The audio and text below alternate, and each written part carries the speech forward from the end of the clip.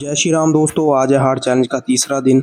सुबह उठकर सबसे पहले पिया आधा लीटर पानी। वर्कआउट से पहले की अच्छे तरीके से फुल बॉडी स्ट्रेचिंग, लेग्स का वार्म अप किया, फिर किया आर्म का वार्म अप। थोड़ी देर तक की मैंने जॉगिंग। 20 के 5 सेट लगाकर मैंने 100 लगाए दंड। बाइसेप्स के लिए की ये वाली एक्सरसाइज। बाइसेप्स के लिए 1 हैंडेड डंबल का प्रयोग किया। आर्म को स्ट्रॉन्ग बनाने के लिए की ये वाली एक्सरसाइज, फिर की ये वाली एक्सरसाइज।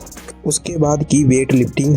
बीच में थोड़ी देर का लिया ब्रेक। एब्स के लिए की ये वाली एक्सरसाइज। रेत से भरी हुई बोरी को उठाते समय मेरी हालत हो गई खराब। मैं धूप में चला जाता हूँ एक्सरसाइज करने। सबसे पहले वहाँ पर लगाए मैंने पुशअप, फिर स्टमक को मजबूत बनाने के लिए की ये वाली एक्सरसाइज। साथ ही ये वाली एक्सरसाइज भी स्टमक के लिए ही की। चेस्ट को मजबूत बनाने के लिए फिर लगाए 50 दंड। फिर खाई सुबह की रोटी। दिन में डैडी के साथ कहीं चला जाता हूँ काम पर। घर वापस आकर शाम के वर्कआउट के लिए पहले गली स्ट्रेचिंग। कुछ विचित्र से तरीके से की लेग्स की एक्सरसाइज की शुरुआत। एब्स के लिए की ये वाली एक्सरसाइज। एक से मन नहीं भरा तो फिर दूसरी, और फिर इस तरीके से की तीसरी वाली एक्सरसाइज। 3 मिनट तक की प्लैंक की एक्सरसाइज। स्टमक को मजबूत बनाने के लिए की कुछ नई एक्सरसाइज। उसके बाद की वेट लिफ्टिंग। थोड़ी देर तक की शोल्डर प्रेस एक्सरसाइज। आर्म को मजबूत बनाने के लिए की ये वाली एक्सरसाइज। नेक और शोल्डर के लिए की ये वाली एक्सरसाइज। शाम के इसमें दीपक जलाकर प्रभु का भजन किया।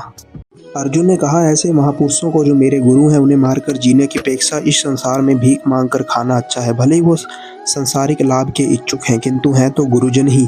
यदि उनका वध होता है तो हमारे द्वारा भोग्य प्रत्येक वस्तु उनके रक्त से सनी होगी। दुर्योधन से आर्थिक सहायता लेने के कारण भीष्म तथा द्रोण उसका पक्ष लेने के लिए बाध्य थे। यद्यपि केवल आर्थिक लाभ से ऐसा करना उनके लिए उचित न था। ऐसी दशा में वो आचार्यों का सम्मान खो बैठे थे, किंतु अर्जुन सोचता है कि इतने पर भी वो उसके गुरुजन हैं, अतः उनका वध करके भौतिक लाभों का भोग करने का अर्थ होगा रक्त से सने अवशेषों का भोग। अर्जुन की समझ में यह नहीं आ रहा था कि वह क्या करे, युद्ध करे और अनावश्यक रक्तपात का कारण बने। यद्यपि क्षति होने के नाते युद्ध करना उसका धर्म है, या फिर वह युद्ध से विमुख होकर भीख मांगकर जीवन यापन करे। यदि वो शत्रु को जीतता नहीं तो जीविका का एकमात्र साधन भिक्षा ही रह जाता है। फिर जीत भी तो निश्चित नहीं है, क्योंकि कोई भी पक्ष विजय हो सकता है। यदि उसकी विजय हो भी जाए क्योंकि उसका पक्ष न्याय पर है, तो भी यदि धृतराष्ट्र के पुत्र मरते हैं तो उसके बिना रह पाना अत्यंत कठिन हो जाएगा। उस दशा में यह उसकी दूसरी प्रकार की हार होगी। अर्जुन द्वारा व्यक्त इस प्रकार के विचार सिद्ध करते हैं कि वह न केवल भगवान का महान भक्त था, अपितु वो अत्यधिक प्रबुद्ध और अपने मन अर्थात इंद्रियों पर नियंत्रण रखने वाला था। राज परिवार में जन्म लेकर भी भिक्षा द्वारा जीवित रहने की इच्छा उसकी विरक्ति का दूसरा लक्षण है। यह सारे गुण तथा अपने आध्यात्मिक गुरु श्री कृष्ण के उपदेशों में उसकी श्रद्धा, ये सब मिलकर सूचित करते हैं कि वह सचमुच पुण्य आत्मा था।